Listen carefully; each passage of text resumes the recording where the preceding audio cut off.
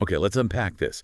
You've shared some incredible sources with us, really diving deep into the world of Elvis Presley, particularly through Alana Nash's book, Baby, Let's Play House. Yeah, it's quite something. So our mission here is basically to sift through these pages, pull out the most important nuggets of knowledge, the key insights, Right. and give you a real shortcut to understanding the man behind the global legend. And look, these sources are absolutely packed with surprising facts, moments that really make you stop and think, wow. Definitely. What we're really going to explore is how deeply his early life, those unique family dynamics, that intense bond with his mother, the early loss of his twin brother, Jesse, and then that incredibly fast, almost meteoric rise to fame, how all of that shaped the complex relationships he had throughout his life. Yeah, with women, obviously, but also with his family, with the guys who became his entourage. And all under the shadow, you could say, of Colonel Parker, that intricate, often controlling relationship. Right. So let's just jump right into what these sources actually reveal. Where else can we start but the very beginning? Exactly. The sources put a huge emphasis, really, on the circumstances around his birth. Specifically, the birth and almost immediate death of his twin brother, Jesse Garin. That event, it's presented as absolutely foundational, isn't it, to understanding Elvis? It really is. Vernon, his father, apparently told this story his whole life about 2 medicine bottles on a mantelpiece. Oh, yeah. As Gladys was in labor, one bottle just burst. Inexplicably, while the other one stayed intact. Right. And Vernon interpreted the exploding bottle as like a sign from heaven that when Jesse died, his spirit, his soul, it transferred to Elvis. Wow, that's a powerful idea. Almost mystical. And Gladys believed this too, didn't she? The sources say she had this strong intuition. Yeah, she did. That Elvis was destined for something special, maybe even like a great leader. She genuinely believed he carried the essence of both twins. That's exactly it. The conviction was, that Elvis was infused with all the positive potential Jesse might have had, plus his own. Right.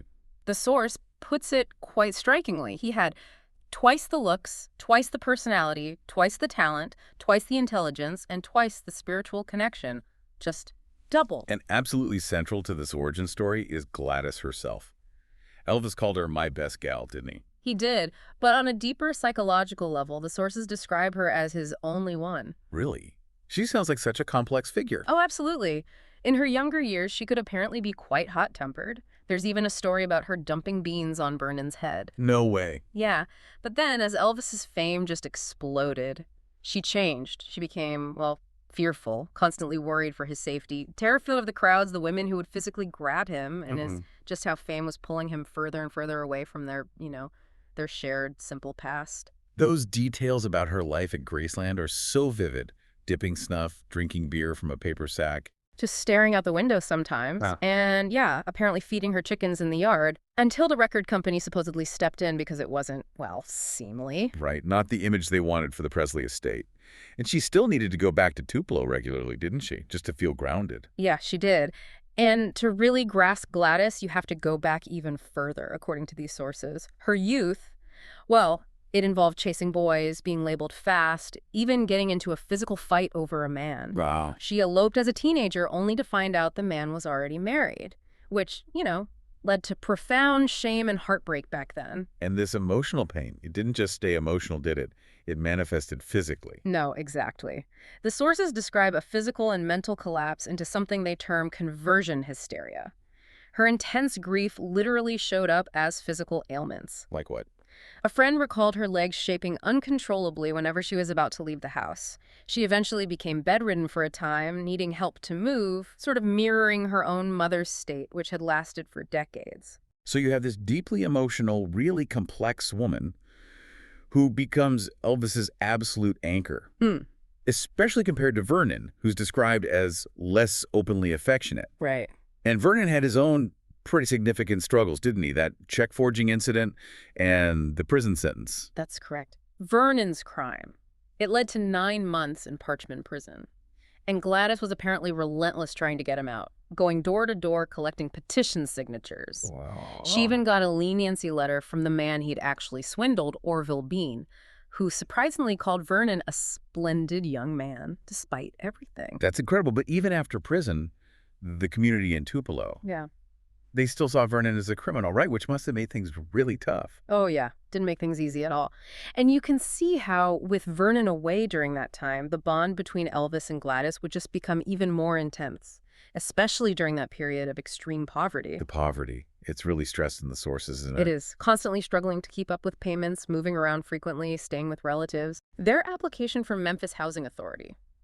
It notes their poor living conditions. A shared bathroom, cooking on a hot plate in a single rented room before they finally got into Lauderdale courts. And the person who reviewed their application apparently noted Gladys and Elvis as very nice and deserving. Yeah, that detail's in there. And this background, it brings us to a pretty powerful psychological concept the sources introduce, described by psychologist Peter Whitmer as the twinless twin. Right. This concept really highlights how the death of Jesse and then the subsequent unhealthy state, that's the term used of what's called lethal enmeshment with his mother, Right. how it profoundly impacted Elvis. Enmeshment, meaning like an extreme unhealthy closeness where identities kind of blur. Exactly. Emotional boundaries are virtually non-existent, and the sources argue this closeness was made even more intense by them sleeping in the same bed. Which, they point out, wasn't uncommon in poor households back then.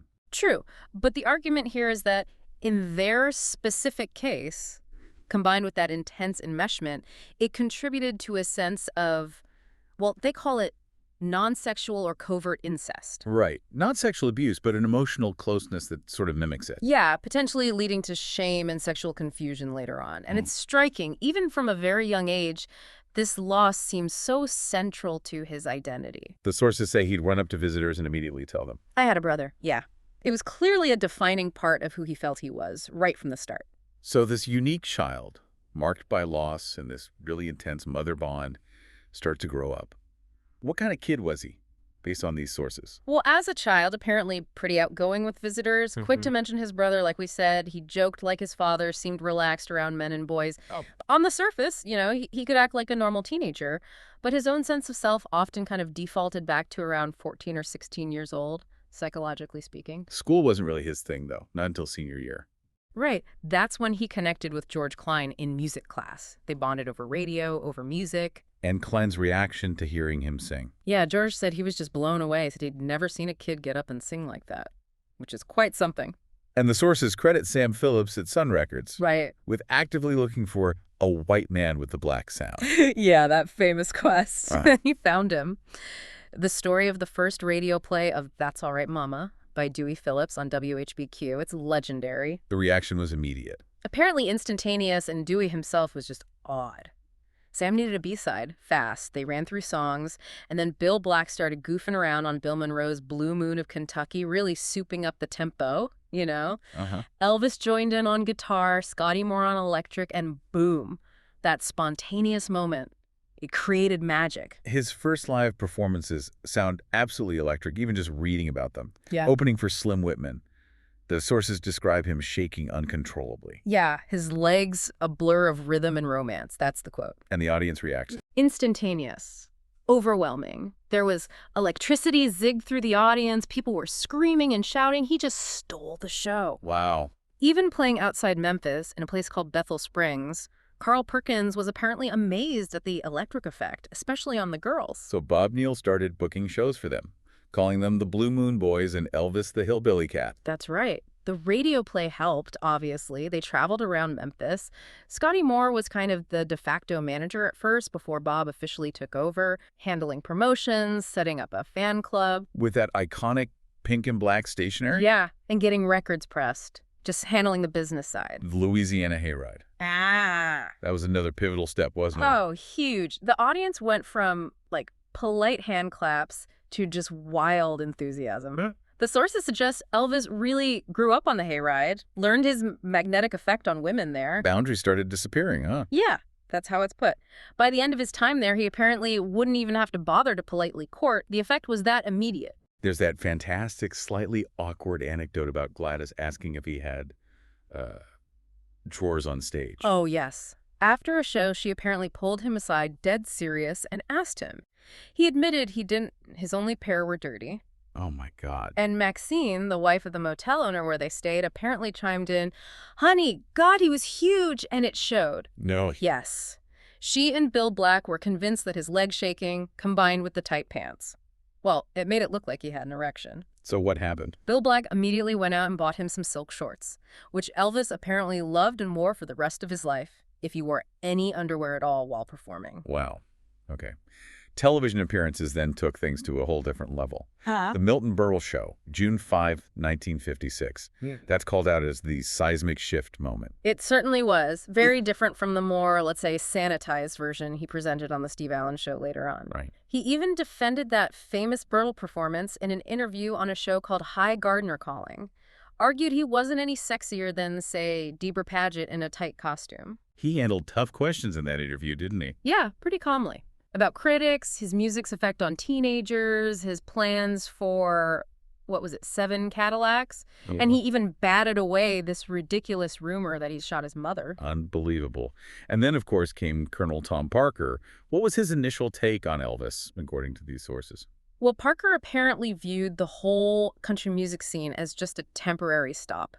He was always looking, in carnival terms, for his next big attraction. His meal ticket. Pretty much. And he found it in Elvis in 1955. There's a great detail. Honey Wild's wife immediately called Elvis this wonderful boy, said he sings Sexy Hillbilly. But others, like Honey himself, thought Tom had completely lost his mind signing this kid. Parker moved fast, though. Take control. Absolutely. The sources describe how he basically squeezed out Bob Neal, although, to their credit, Bob and his wife Helen were apparently very kind and continued to co-sign for Elvis's growing fleet of Cadillacs. That's something. Then Parker engineered the move from Sun Records to RCA. And the price for that buyout? $35,000. That was unheard of back then, right? Completely. Described as an astronomical and unheard of price. Sam Phillips, though, seemed to take it philosophically, saw it as freeing him up to focus on other artists like Carl Perkins, Johnny Cash. Okay. He also apparently noted that Elvis's recording sessions were often arduous, maybe hinting that the pressure was already building. But the sources also detail a less ethical move, shall we say. The swindle of Hank Snow. Yeah, that's in there. Parker reportedly showed up in Memphis with 2 contracts. One would have bound Elvis to the agency Parker jointly owned with Hank Snow, meaning they'd share the profits. And the other? The other was exclusively for Parker, and he got the Presleys to sign the exclusive one, effectively cutting Snow out of his share of Elvis's earnings for life. Wow. And Gladys, even though she didn't know that specific detail, she still had reservations about Parker. She did. She wasn't entirely comfortable, reportedly feared what Parker might turn Elvis into, maybe even more than what might happen if he was left on his own. She apparently mentioned scary incidents, like a floor collapsing at a show because the crowd was so wild. Understandable fears. And Parker, of course, would go on to exert immense control over Elvis's image, his career path, pushing for movies over concerts sometimes, always controlling the press.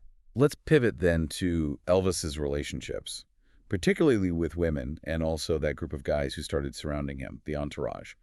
The sources present a pretty challenging psychological viewpoint here. They really do. The death of his twin, that extreme closeness, the lethal investment with his mother, these are cited as factors that, and this is a quote, rendered Elvis a hopelessly poor mate for life. That's a strong statement. It is. His attraction, especially early on, often leaned towards girls aged 14 to 18, who, according to the source, he saw as replicas of himself. Replicas? Like mirrors? Something like that.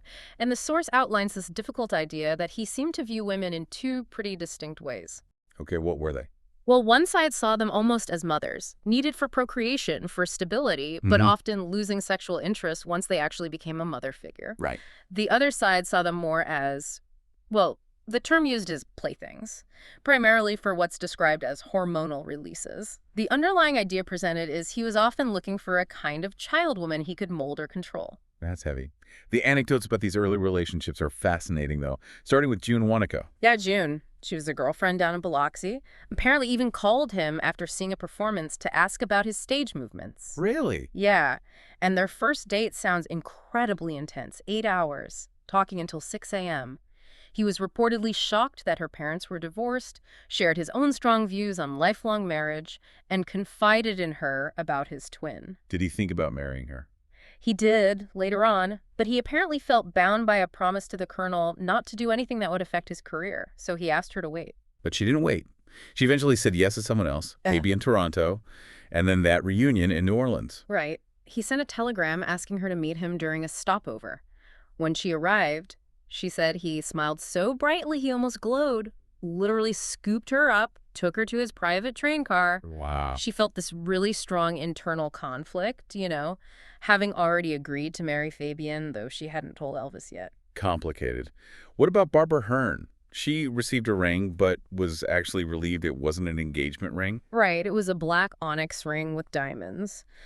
They dated, but she apparently felt like a bit of an outsider. She didn't have musical talent. She wanted to talk about serious things, not like the guys he hung out with. Her mother, though, reportedly thought he was real. Barbara herself wondered if maybe Hollywood had changed him later on. Didn't Elvis try to get her in a movie? He did. Asked director Hal Cantor to cast her as his girlfriend, but Cantor apparently had a really negative reaction to her voice, so it didn't happen. Their last meeting was at Graceland. He hugged her mother, and Barbara just felt she had kind of cordoned off that part of her life. Then there's the story of Jackie Rowland, the young fan from Jacksonville. Yeah, Jackie. Reportedly lost 80 pounds just to get to see him. Her mother apparently kept her almost in a bubble. And Gladys actually liked her. Yeah, Gladys approved. Even showed her how to store silverware properly, apparently. Jackie got a tour of Graceland, even took pictures of his bedroom, closet, messy bathroom. And Elvis's interaction with Jackie. Yes. It's described as not treating her like a child, singing hound dog, tickling her, kissing her cheek and ears. Yes. And Jackie's reaction was reportedly to push him away, tell him to stop, feeling totally innocent about it, Right. But Elvis's response was pretty striking. He apparently didn't care, put his arm back around her, nibbled her ears, and then told her mother that Jackie needed a doctor because she wasn't normal. Wow. That's odd. Very. But despite that, Jackie felt something just clicked between them. She visited him later in Florida, though he was gone, and kept receiving RCA albums from him into the 70s. So as his fame just kept escalating, the need for constant company seemed to grow too, which led to the formation of what became known as the Memphis Mafia. Exactly. The sources outline how different members sort of fell into the group. Lamar Fike, for instance, drove 36 hours straight just to get there. Really? Yeah. Joe Esposito from Chicago had a background in loan sharking, apparently, and became a kind of foreman for the group. Charlie Hodge bonded with Elvis in the Army, knew the same old stars, even bunked with him sometimes to help stave off loneliness.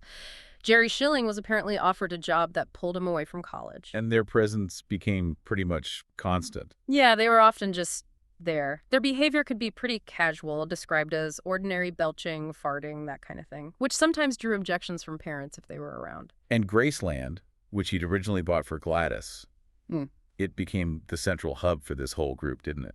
Totally. It was where family and the growing entourage lived, and where women often stayed or visited. The sources mention his bedroom was later redecorated in a very specific womb-like style. It was a place for parties, sure, but also became this kind of protected retreat. We absolutely have to discuss the impact of Gladys's death, August 1958. It sounds truly devastating. Oh, completely. Vernon called, sobbing, to deliver the news. Elvis's reaction was just visceral, crying out, "Please don't take my baby away," feeling like everything I have is gone. He was described as being in a trance, his grief so profound it was almost beyond reaching. The sources bring in those psychological terms again here, don't they? They do. They mention hallucinations of bereavement, where intense grief can cause people to feel they've seen or heard the person who died. Right. And they argue that his pre-morbid personality, that deep-seated twinless twin aspect, the enmeshment, was triggered. The profound loss essentially solidified this idea that he was already taken, psychologically speaking, making it incredibly difficult, maybe impossible, for him to truly bond lastingly with other women after that. He apparently told Marty Lacker after this that he'd actually seen his mother standing there. That anecdote is included, yeah. It really underscores the depth of his emotional and maybe psychological response. In the period right after she died, he really struggled to get back to normal. And Colonel Parker even discouraged a friendship. Yeah, with Eddie Fatal. Parker reportedly suggested Eddie had homosexual designs on Elvis. Eddie's daughter, Janice, apparently realized later that her own mother resented Elvis because he became her father's new focus after Gladys died. It's all very tangled. It also sounds like this is the time when drug use really starts escalating, building on earlier habits, maybe. It seems so. He had apparently started using barbiturates to calm himself and tune out his father's rants. maybe even earlier. And he got into Demerol initially for severe pain. Getting pills became a whole operation. Pretty much. Reportedly flying Marty Lacker to a dentist just to get prescriptions, getting pills from studio doctors. It became complex to keep the supply going. That story about nearly dying from a high-codeine overdose with a woman named Paige, that sounds terrifying. It really does. Sonny West found them. The room was freezing cold. Elvis's breathing was erratic. Dr. Kaplan was called in. And Dr. Nick, his later physician, he didn't realize the extent of it until then. Apparently not. Dr. Nick supposedly said he didn't fully realize Elvis was a hard addict until that Demerol incident. He was apparently furious at the California doctor who'd supplied it. And Dr. Nick reportedly felt the colonel never discussed Elvis's actual health issues, just show numbers, performance details. Wow. The sources also mentioned later use of acupuncture, sometimes with Demerol and Novocaine mixed in. Yeah, that combination is mentioned too. It seems like the sources portray this kind of dual nature during this time. How so? Well, he could still get people on a complete natural high with his charm, his energy, but often he was functioning on a very different kind of high from the drugs. Right. There's also mention of his ongoing quest for happiness, for understanding, exploring concepts like the divine eye from Larry Geller, and of course his incredible generosity, giving away cars, jewelry, huge sums of money. And this period really solidified that pattern of navigating multiple romantic relationships simultaneously. Yeah, often with different women staying at Graceland, sometimes alongside his family and the entourage, creating this really complex, sometimes overlapping domestic situation. Which brings us squarely to Priscilla Beale. They're meeting in Germany, September 1959. She was only 14. Right. The sources describe Elvis being instantly captivated. Part of it was apparently her resemblance to the actress Deborah Paget, and importantly to his own young, slim mother. Her sort of demure appearance and the certainty that she was a virgin, that was, as one source puts it, another of Elvis's aphrodisiacs. And he actually said something pretty chilling to his friend Rex Mansell. Yeah, reportedly, she's young enough that I can train her any way I want. Wow. Priscilla's own background is interesting, too. Adopted by Paul Bewley, finding out late about her birth father, it left her feeling unsettled. Yes. The sources describe her as a relentless flirt, even attracting much older men when she was just 12 and a half, calling her a little honeypot, apparently obsessed with her looks, quite capable of manipulating situations. Two personalities in Germany. Sort of. The good Priscilla, demure and polite, and the naughty Priscilla, focused on sex and seduction. Curry Grant apparently played a role in introducing them, reportedly needing to be alone with her first. And Captain Bewley, her stepfather. His meeting with Elvis was crucial. Absolutely. For getting permission for her to even see him. The captain was reportedly very impressed with Elvis's manners, his respect for military service, his intelligent questions. And when he asked, "Why my daughter?" Elvis's answer that he felt comfortable talking to her, that she was more mature than other girls, that he would take good care of her, apparently convinced the captain that he was genuine. Priscilla's time visiting him in Germany. It sounds like she was living this double life. Totally. Staying 3 to 4 nights a week, which obviously meant falling asleep in school. Elvis reportedly slipped her pills to help her stay awake, though she later claimed she only kept them as souvenirs. Despite sometimes getting home very late, her parents would apparently just greet them with pleasantries. Other nights, she'd get a dressing down. It was inconsistent. Joe Esposito's take was that her parents knew they were in love and respected Elvis, especially his patriotism and respect for the captain. The move to Memphis, that involved serious negotiations, right? About her schooling, where she'd live. Yes. Priscilla reportedly felt extremely tied to her mother, but also somehow compelled to go through with it, telling herself, she could always come home if it didn't work out. Her friends were shocked. Apparently aghast that her parents allowed it, and she reportedly just disappeared without saying goodbye to them. At Graceland, she met Minnie Mae, Elvis's grandmother. Dodger. Right, Dodger, who apparently confided in her right away, making Priscilla feel instantly like family. But what about Anita Wood during all this? She was still a significant part of his life back in Memphis, wasn't she? Oh, definitely. Anita knew Priscilla visited L.A., knew she was in his life, but she reportedly convinced herself that Priscilla's youth meant she wasn't serious competition. She clung to this idea that there were girls for dating and then others for marriage. But Anita moved into Graceland. She did, and her affair with Elvis was described as hot and heavy by Lamar Fike. Elvis called her little or little bit, apparently bragged about her to the guys. He explicitly told her his other women were just publicity stunts, and she was the only one I care anything about. And Anita, by her own admission later, said she was just gullible. Wow. Okay, shifting gears slightly. Mm-hmm. His movie career continued through this period, but there were issues, like with Flaming Star. Yeah, he was apparently very proud of the ballad in that movie, but really frustrated that he wasn't allowed to use Scotty and Bill on the recording. And producer Hal Wallace apparently started complaining about Elvis gaining weight even before filming Roustabout. Yeah, felt it had a very detrimental effect on his appearance and career. Wallace even reportedly sent his sister, Mina, to check Elvis's waist measurement on set, which, as you can imagine, Elvis found infuriating. I bet. Then there was that truly famous meeting. August 1965, the Beatles came to visit him. Yes. At his house on Perugia Way in Del Air. The sources describe this initial awkwardness until they finally broke the ice and started playing music together. What did they play? Reportedly, things like Memphis, Tennessee, Johnny B. Good, sAllRight, with Elvis actually playing bass for a bit. Yeah. Colonel Parker and Brian Epstein apparently stayed away from the music, playing games instead. John Lennon called it the best night of his life. He did, having famously said, before Elvis, there was nothing. Paul McCartney, though, later called the meeting odd, probably reflecting that strange mix of formality, idol worship, and just jamming. The '68 comeback special. Yeah. That's presented as such a pivotal moment, where Elvis really pushed back against Parker's plans. Absolutely. Directors Steve Binder and Bones Howe wanted an authentic, relaxed show, specifically rejecting Parker's vision of some kind of sanitized Christmas special in a sweater. Right. And Elvis agreed, reportedly saying he wanted the show to be a complete departure from his movies, wanted everyone to know what he really can do. And the performance of If I Can Dream. Yeah. It's described so powerfully. Oh, yeah. Filmed in multiple, apparently incredibly passionate takes. To the directors, it was staggering, almost like a religious experience. He was out on the floor, the hand mic, fell to his knees. Wow. The band, even the string players, were reportedly just left with their mouths open. They'd never seen that kind of raw emotion from him. Binder essentially bested the Colonel by getting this vision on air. Director Finkel apparently called it a miracle. Susan Henning, one of the dancers on the show, was also mentioned. Yeah, she apparently spent nights in Elvis's dressing room after rehearsals, then had to rush home to her daughter. She felt it was completely obvious they were dating. And Priscilla. Reportedly stayed home during this time. Elvis apparently told her there were too many good-looking men on the set. So by 1970, he's back doing live concerts. Yes. The pilot tour was a massive success, tickets selling out instantly. He was described as healthy, trim, and sexy.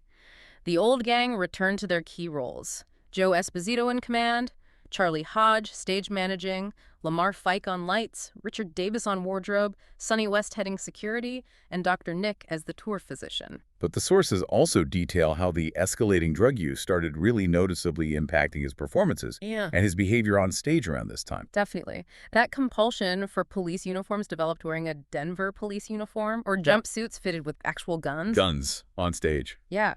And audiences started reacting negatively, shaking their heads, wondering aloud what was wrong with him. After incidents like him just walking off stage mid-song to use the toilet or even falling on stage. Oh, man. And his later relationships during this time, they became even more complex, often overlapping quite a bit. Sybil Shepherd in '72 is mentioned. Right. That was brief. Reportedly ended over pills. She flushed them, returned a ring he'd given her. Her comments on their sex life were, well, mixed. Called him a wonderful lover, sexy, but also mentioned a bumbling technique. And she claimed she taught him oral sex, which others have disputed. Linda Thompson's relationship followed, starting after Sybil. Yes. She lived with him, and she witnessed his drug use escalate significantly, especially on the road. Described it as turning him into another man. She was reportedly the one who saved him from that near-fatal Hycotin overdose, the one with Paige, finding him face down in soup. That's the story, yeah. And according to the sources, in his state, he actually thought Linda was his twin brother, Jesse, who had saved his life. Oh, wow. Linda's dedication really comes through in the sources. She says she truly, truly loved him, wouldn't have cared if he were John Doe. But after 4.5 years, she ultimately had to leave in 1976. Why? Stating the toll of being a caregiver, putting her own life completely on hold. It had just become too much, despite her love for him. The sources touch on a number of other relationships, too, during this later era. Yeah, those trips to Dallas using the alias John Burroughs. Apparently used to see stewardesses. Or literally trolling a stewardess college looking for women who dressed alike. which the source interprets as a continuation of the twinship theme, looking for a mirror image and wanting to be the aggressor in those situations. Later, sending for hookers, though reportedly mostly for the guys. There were others too, right? Kathy Westmoreland? Yeah, Kathy. She carried the same metaphysical books as him. He reportedly told her Priscilla had no interest in spiritual things and insisted they had an open marriage. Kathy was apparently hurt when he moved on after saying, "I love you," but they remained friends. He called her Minnie Mouse. Sheila Ryan. After the divorce, she reportedly experienced his emotional regressions, felt like she was sent there for the downfall, mentioned a specific drugstore incident, Joe Kathy Brownlee connected through Mississippi, a late-night visit involving numerology, esoteric stuff, and Tanya Tucker, who was an obsessed fan introduced by Glenn Hardin. Her father apparently advised her specifically not to be easy with Elvis. So many complex dynamics. Now let's talk about the reality of the marriage to Priscilla. After that initial, magical time at the ranch, the sources suggest it got difficult pretty quickly. Yeah, less than a year after they married, Elvis reportedly heard Priscilla was having an affair with her dance instructor, Steve Peck. Arguments followed, including one about her dancing and maybe flirting with the singer Little Anthony. Priscilla apparently just grew tired of the constant lying, the games. And the sources are quite explicit about a lack of intimacy in the marriage. They are. It stated there was no full intercourse for about 10 months, while he was reportedly getting sex elsewhere. His excuse to Priscilla was apparently needing to go away, honey, to get away from all the pressure. Which he understood meant. Yeah, she understood it meant he wanted to go out and fool around. That psychological thread about his mother. It comes back after Lisa Marie was born, doesn't it? It does. The sources state that after Lisa Marie's birth in 1968, Elvis essentially equated Priscilla with Gladys, his mother, and lost sexual interest. Joe Esposito reportedly confirmed this, describing it as a Madonna complex, Elvis losing sexual attraction to any woman who'd given birth. Priscilla later offered a more nuanced view, though. She did, saying, "Of course we were having sex," and describing him as creative, playful during that period. So there are different perspectives there. Priscilla's intense dieting during her pregnancy is also noted. Yeah, reportedly lost 8 pounds during her pregnancy, eating only eggs and apples. Apparently because Elvis constantly talked about women who let themselves go when they were expecting. Their life together is described as being lived in a kind of cocoon. The divorce was finalized in 1973. Yes, in Santa Monica. And as part of the settlement, Elvis gave Priscilla a deed of trust to Graceland for the remaining amount owed on the property. The sources then trace a really clear and painful decline in his last years, through the mid to late 70s. Yeah, frustrations were clearly mounting. It felt like, quote, everywhere he looked, someone he loved had his hand out, asking for money. Being sued by Dr. Nick and Joe Esposito. And Mike McMahon over that failed racquetball franchise. That reportedly threw him into deeper despair. He famously shot out his bedroom window at Graceland, became increasingly sequestered upstairs. And his health plummeted. Dramatically. Described as swollen almost beyond recognition, having trouble breathing. Just a really sad picture. Ginger Alden was his last girlfriend. Yes. Very young, only 20. And the sources mention her dependency on her mother, needing chaperones like Patsy and Gigi, feeling homesick on tour, even missing an ex-boyfriend. There was debate about whether he intended to marry her. Yeah, different accounts. Shirley Dew reportedly advised Ginger, if he talked about marriage, you better jump on it. Ginger's mother, Rosemary Alden, claimed Elvis told the family he was going to marry Ginger. But another person, Alicia, reportedly felt Elvis cared for Ginger, but confided that he believed Ginger was more or less after his money. So, conflicting views. A really significant event was the firing of Red West, Sonny West, and Dave Hebler in July 1976. Huge. Vernon, with Elvis's permission, fired them. Ostensibly over issues like lawsuits, friction, and Vernon's growing paranoia that they were taking advantage of Elvis. The men were deeply offended. Especially that they didn't hear it directly from Elvis himself, who seemed kind of paralyzed, unable to make the call. And they made that controversial decision to write a book. Yeah. According to Sonny West, their stated intention, whether people believe it or not, was genuinely to try to get him to stop to turn his life around before it was too late. Linda Thompson also left around that same time in 1976. Yes. After 4.5 years, despite her deep love for him, she left. Citing the exhaustion of being a caregiver, needing to finally live her own life after putting it completely on hold for so long. The sources describe his final days, his final moments, with a sort of stark clarity. They do. Ginger reportedly grew tired of the tour, flew in her mother and sister near the end. Arguments with Ginger are noted. She returned for the last few weeks. Billy Smith, his cousin, reportedly described Elvis saying to him, "Precious, I'm going to go in the bathroom," and Billy's reply being something like, "No, if they ain't heard from him, just moments before." Before Ginger found him dead in the bathroom. Yes. The immediate aftermath, just devastating for everyone involved, it sounds like. Completely. Dr. Nick's words to Vernon were simply, "I'm sorry." Jo Smith, Billy's wife, felt the whole world was at a standstill. Ginger experienced an overwhelming sense of sadness, naturally, but she also faced immense public blame from fans, feeling she had not saved him. And Ginger's mother later sued the estate. Yes, over money Elvis had allegedly promised, and she won. The sources briefly mention other notable deaths around that time too, don't they? Putting his passing in a wider, kind of somber context of loss. Yeah, names like Johnny Smith, Bobby Smith, Dewey Phillips, Nick Adams, and major figures like Martin Luther King Jr., Bobby Kennedy, appear in the source, highlighting that period as one marked by significant loss across the board. So, as we sort of bring this deep dive into these specific sources to a close, we've really traced the life of this boy from Tupelo, profoundly marked by the loss of his twin, that intensely enmeshed bond with his mother. Yeah. We've seen him just explode onto the global stage, navigate this absolute labyrinth of complex, often maybe transactional relationships, grapple with inner struggles, dependencies. Right. Ultimately, his life was just profoundly shaped by those unique circumstances and the overwhelming force of his fame from such a ridiculously young age. We've looked at the striking contrasts presented in these pages. The captivating, charismatic performer versus the deeply private, sometimes really troubled man. The incredibly generous giver versus the often difficult partner. Yeah, and that strange duality. The boy who seemed to want to be trained by a young girl, and the man who explicitly said he wanted to train others. And here's where it gets really interesting, I think. Something for you, listening, to maybe mull over as you reflect on everything we've discussed. Given those psychological insights we talked about from these sources, the twinless twin experience, that deeply intertwined relationship with his mother, combined with the extraordinary, just relentless pressure of his fame from so young, was Elvis's apparent difficulty in forming truly lasting, healthy romantic bonds? Was it an almost inevitable outcome? Or, looking at the details in these pages, was there anything, any relationship, maybe any decision point that might have offered a path to breaking that pattern described here? Something to think about.